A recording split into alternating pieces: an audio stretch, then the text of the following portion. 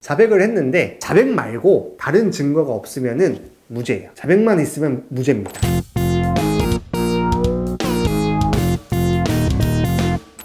안녕하세요. 법으로 이세준 변호사입니다. 오늘 이야기할 주제는 무죄 판결을 받으려면은 어떻게 해야 하나? 우리나라는 무죄 판결률이 굉장히 낮은 나라 중에 하나예요. 왜 그러냐면은 경찰이랑 검사가 바보가 아니거든요. 그래서 경찰이랑 검사는 유죄로 봤으니까 법원에다 기소를 한 거란 말이에요. 기소한 거에 대해서 판사가 이걸 뒤집어서 아니다, 무죄다 라고 판결을 내리기는 쉽지는 않습니다. 그러나 불가능한 건 아니에요. 제가 생각할 때 무죄를 받는 가장 중요한 조건은 무죄를 받을 만한 사건이 나와야 됩니다. 그 다음에는 증거와 법리로 싸워야죠. 열심히 무죄를 다퉈서 효과적으로 다툰다면은 무죄가 충분히 나올 수도 있습니다.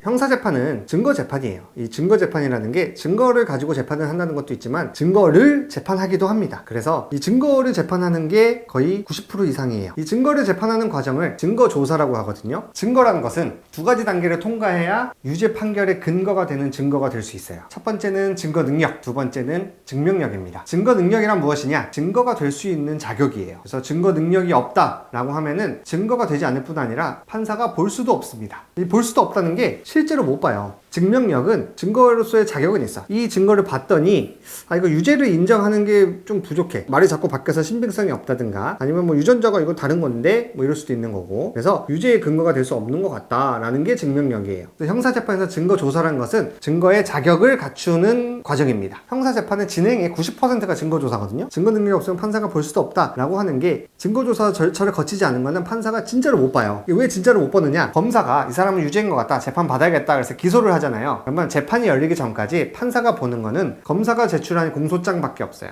서류 하나밖에 없습니다. 이것만 갖고 있다가 이제 재판이 열리면은 증거조사를 시작을 하게 되는데 검사 쪽에서 검찰이 이걸 증거를 쫙 갖고 있어요. 그래서 공판검사가 쫙 갖고 나와요. 이만큼씩 갖고 나와요. 증거조사를 이제 하나씩 하는 겁니다. 판사가 이제 피고인한테 물어봅니다. 검사가 이렇게 기소했습니다. 그래서 재판이 열렸는데 피고인은 유죄를 인정하나요? 그러면은 유죄 인정하지 않습니다. 무죄를 다투겠습니다. 라고 하면은 증거의 의견은 어떻게 되나요? 그러면 모르시는 분들은, 일반적인 사람들은 이게 무슨 말인지 몰라가지고 네 이렇게 얘기해요. 그러면 증거 다 동의한 겁니다. 증거에 동의하면 증거조사는 끝나요. 증거조사는 동의하지 않는 증거에 대해서만 하는 거예요. 피고인이 이거는 증거로 하는데 동의하겠습니다 라고 하면 증거조사 끝. 그러면 이제 판결을 선고하는 기일을 잡죠. 최후 진술 얘기해서 바로 넘어가거든요. 이제 변호인이 붙어서 좀 무죄를 다투겠다 라고 하면은 증거가 몇 번 증거가 있는데요. 증거 7번 8번은 부동의하고요, 9번 10번은 내용 부인하고 11번 12번은 또 부동의하겠습니다. 나머지는 동의합니다 라고 하면은 검찰이 부동의한 내용 번호 있잖아요. 쫙 있으면은 포스트잇에 증거가 다 붙어 있거든요. 번호가. 그러면 7번 8번 이렇게 빼요. 빼고 9번 10번 빼요. 뺀 다음에 동의한 것만 판사한테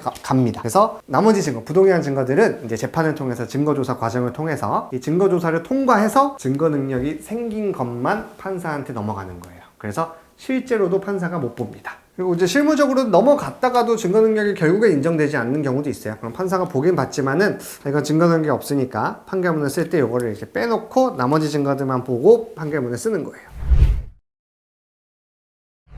증거에는 크게 두 가지 종류가 있어요. 물증과 서류. 물증 같은 경우는 증거조사 방법이 그렇게 복잡하지 않습니다. 이게 이 범죄에 쓰인 물건이 맞는지 이런 정도만 봐요. 그래서 증거 능력이 생겨서 판사가 가져가고요. 서류에 대해서 하는 증거조사는 형사재판의 90%를 넘게 차지할 정도로 형사재판의 꽃이고 전부입니다. 서류에는 여러 가지 종류가 있어요. 일단 무조건 증거 능력이 있는 서류들도 있습니다. 법으로 정해놨어요. 이거는 무조건 증거 능력이 있다. 법원에서 작성한 서류, 관련 사건의 판결문이라든지 아니면은 공문서들, 가족관계증명서, 주민등록 등본 이런 것들 공문서는 무조건 증거 능력이 있어요. 그래서 이거는 증거조사를 거의 하지 않습니다. 그리고 대부분의 증거조사를 하는 경우는 전문 증거라고 하는 서류들이에요. 이 전문 증거라는 게 정의가, 전문이 뭐냐면 전에 들은 말이에요. 경찰에서 쓴 내가 가서 조사 받아서 쓰거나 고소인이 가서 조사 받아서 쓴 문서 같은 경우는 이거는 피고인이 한 말, 피의자가 한 말이 있거나 피해자가 한 말이 있는 거지만은 이걸 작성한 사람은 경찰이랑 검사거든요. 그래서 이건 전문 증거입니다. 왜냐면 이 문서의 작성자는 경찰이고 이 문서의 구성 자체가 이 사람이 내 앞에 와서 경찰서에 와서 이렇게 얘기했습니다 라고, 경찰이 내가 들었습니다 라고 쓴 거예요. 그래서 이건 전문 증거로 들어가요. 전문 증거는 여러 가지 종류가 있는데, 먼저 이 피고인이 쓴 신문조서, 경찰 가서 조사받은 거, 검찰 가서 조사받은 거. 이 피고인에는 지금 재판 받고 있는 이 피고인이 아니라 다른 공범도 포함이 돼요. 증거조사를 어떻게 하느냐? 이거는 간단해요. 피고인 쪽에서 동의하지 않으면, 부동의하거나 내용 부인을 하면은 증거 능력이 무조건 사라집니다. 그래서 뭐 7번, 8번 피의자 신분 조서인데요. 부동의하겠습니다. 라고 하면은 판사가 그 자리에서 이거 그러면 7번, 8번은 피의자 신분 조서니까 내용 부동의하셨으니까 증거 기각합니다. 라고 얘기해요. 검사가 서류 더미에서 그 피의자 신분 조서를 싹 빼요. 법에 간단하게 내용 부인을 하면은 증거 능력이 없다. 라고 명확하게 규정되어 있기 때문에요.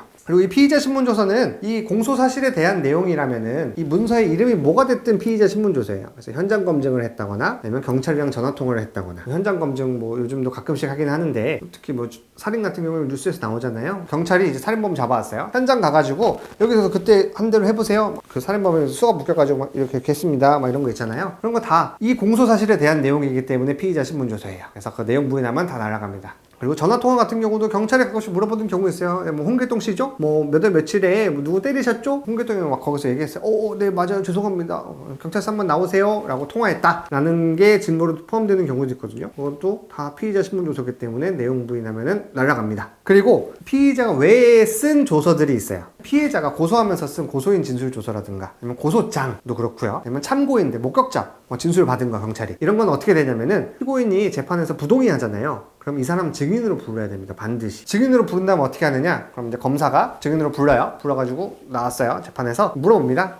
본인이 쓰신 고소장 맞죠? 본인이 경찰서 가서 일단 조사하신 거 맞고 본인이 사인하신 거 맞죠? 이렇게 물어봐요. 그래서 네 맞습니다 하고 그 다음에 뭐가 있어야 되냐면은 피고인 쪽에서 증인신문을 할 수 있는 기회가 주어져야 됩니다. 증인신문을 마치고 증인신문까지 다 해야 증거 능력이 생겨서 판사가 볼 수 있어요.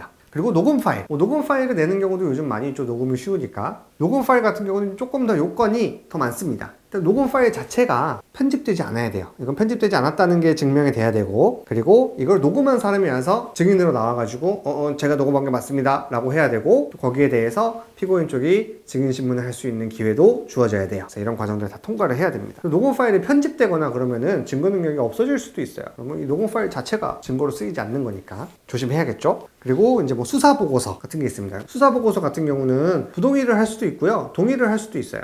단순히 절차적인 거다. 뭐 이날 송치합니다. 뭐 이날 뭐 수사관 휴가 가서 조사 일정은 변경합니다. 뭐 이런 거는 동의하죠. 크게 문제가 없으니까. 근데 수사보고서에 경찰이 써놓는 게 있어요. 뭐 피의자한테 연락을 했는데 전화를 안 받았다. 피의자한테 연락을 했는데 받더니 경찰한테 막 욕을 한다. 막 이렇게 써놨어요. 사실 이 범죄 사실과는 관련이 없는 건데 그냥 조사 과정일 뿐인 건데 그냥 이 사람 나쁘게 보이게 하기 위해서 경찰이 써놓은 거란 말이에요. 이런 것들은 부동의를 할 필요성이 있죠. 판사가 봤을 때 얘는 굉장히 나쁜 애구나 라고 생각할 수도 있으니까요. 그리고 위법 수집 증거 또 증거 능력이 없습니다. 위법 수집 증거를 다투는 경우도 생각보다 많이 있어요. 이전 시간에 얘기했던 뭐 체포 과정이 위법하다거나 압수 과정이 위법하다거나 그러면은 위법한 체포와 압수 이후에 이루어진 그 절차에서 이루어진 뭐 조사라든지 압수 물건이라든지 이런 거는 증거 능력이 없어요. 증거에서 다 빠져야 됩니다. 증거에서 퇴출돼야 되는 증거들이에요. 위법 수집 증거 같은 경우는 뭐 증거 조사는 하는데요. 현실적으로 실무적으로는 어떻게 진행이 되느냐면은 뭐 증거 조사를 할 때마다 이거 증거 능력이 있다 없다를 판단할 수가 없어요. 시간도 많이 걸리고 그래가지고 증거 조사를 일단 쭉 합니다. 그냥 쭉 한 다음에 판결문을 쓰면서 보는 거예요. 판사님이 이거는 증거 능력이 없으니까 이건 증거의 세계에서 퇴출을 시켜야겠다. 퇴출을 시키고 나서 나머지 걸로만 봐도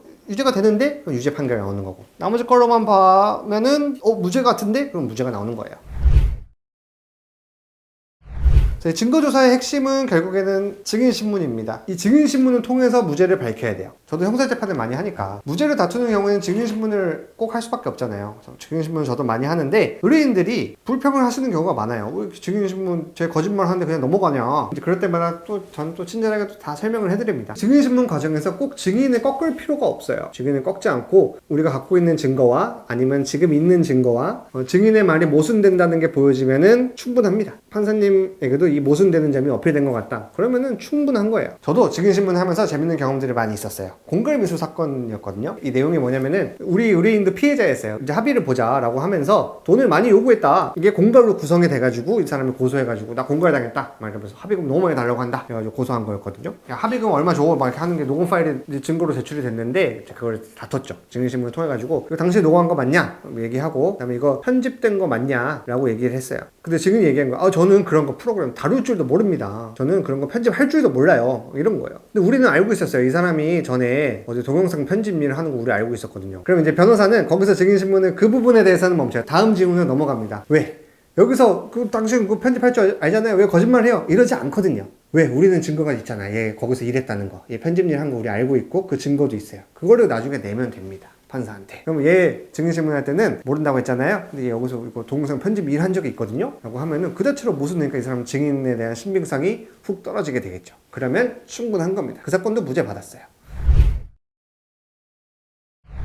그리고 이제 절도 사건이 있었어요. 이것도 제가 증인신문을 통해서 무죄를 받은 건데 고철을 갖다가 파는 거였거든요. 고철을 갖다가 파는 건데 이 회사에 가서 고철을 이제 갖고 와서 이거 녹여갖고 파는 거예요. 고물상에서. 근데 이게 고철이 엄청 많아가지고 이게 몇 억짜리 절도가 돼버린 거예요. 그냥 갖고 간 거 아니야. 허락 없이 갖고 갔다. 절도로 기소가 됐어요. 몇 억짜리 절도로. 근데 이 고철을 갖고 가면 안 되는 건 맞았어. 우리 의뢰인이고 직원한테 뇌물 주고 허락받고 갖고 온 거였거든요. 이게 뇌물죄로 기소했으면은 이제 유죄 인정하고 그냥 선처를 받을 수도 있는 건데 절도래잖아. 우리 훔친 건 아니다 라고 하는 거예요. 증인을 불러다가 이제 열심히 질문을 하는 거죠. 이거 우리 허락했잖아요. 근데 여기 회사니까 어떻게 이거 회사에 있는 이거 갖고 오면서 이 물건들을 갖고 오면서 어떻게 그때마다 회사 대표한테 허락받고 그런 건 아니잖아요. 직원이 허락하면 갖고 올 수 있는 거잖아요. 담당 직원이 허락하면은. 담당 직원의 허락은 받았다 라는 거를 증인신문을 통해서 인정을 받아가지고 무죄를 받은 것도 있습니다. 변호사가 이 증인신문을 하는 거는 이걸 무죄를 만들기 위해서는 어떻게 구성을 해야 되지? 이게 이렇게 해서 이 사건이 이렇게 흘러가야 무죄가 나올 것 같다 라고 하면은 이렇게 흘러갈 수 있게끔 증인신문을 구성하는 게 변호사의 실력이에요. 그렇게 해서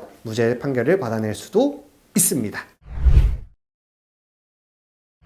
그리고 이제 가끔씩 무죄 나오는 것들이 있어요. 제 경험상으로는 마약 사건에 이게 많아요. 마약 사건은 이 절차를 다 지키면서 수사하기가 사실은 쉽지 않아요. 그래서 절차가 조금 흠결이 있는 경우가 꽤 있거든요. 소나 압수하는데 잘못됐다 그러면은 그 뒤에 얻은 증거가 다 증거 능력이 없어지잖아요. 그리고 형사소송법엔 그리고 이런 내용이 있어요. 피고인이 죄를 인정해요. 내가 잘못한 거 맞습니다. 내가 마약한 거 맞아요. 다 인정했어. 자백했어요. 자백을 했는데 자백 말고 다른 증거가 없으면은 무죄예요. 자백만 있으면 무죄입니다. 이게 왜 그러냐면은 옛날에는 자백만 받으려고 고문을 많이 했단 말이에요. 요거 막으려고 생긴 조문이에요. 그리고 자백만 가지고 무죄가 나올 수 있으면은 예를 들어서 내가 한 게 아닌데 내 친구가 간다거나 가족이 간다거나 아니면 돈을 주고 누굴 사가지고 자백하라고 하면은 이 사람 처벌 안 받게 되잖아요. 이제 그런 거 막으려고 하는 거예요.